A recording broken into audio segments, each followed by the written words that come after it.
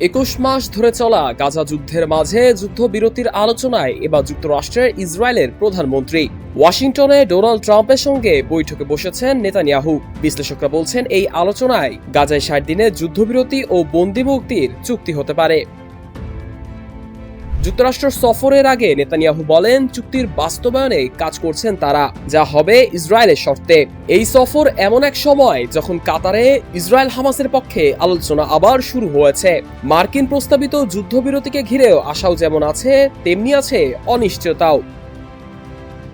এদিকে গাজায় মানবিক সংকট আরো ভয়াবহ। উত্তর গাজা থেকে পালিয়ে আসা এক বাসিন্দা বলেন, আমি যুদ্ধবিরতি চাই না, চাই স্থায়ী শান্তি। গাজাবাসীরা ক্ষুধা, তৃষ্ণা ও বাস্তুচ্যুত জীবনে ক্লান্ত। এর মধ্যেই বন্দি মুক্তির দাবিতে উঠেছে নতুন প্রশ্ন।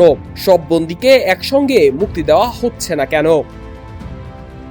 এদিকে বিশ্লেষকরা বলছেন, ইরান ইসরায়েলের সাম্প্রতিক সংঘাত নেতানিয়াহুকে আলোচনায় বেশি সুবিধাজনক জায়গায় রেখেছে। আর হামাস এখন দুর্বল, তাই চুক্তির জন্য ছাড় দিতে পারে। তবে এই সাময়িক বিরতি কি শান্তির সূচনা, না ভবিষ্যৎ সংকটের প্রস্তুতি, তা সময় বলে দেবে।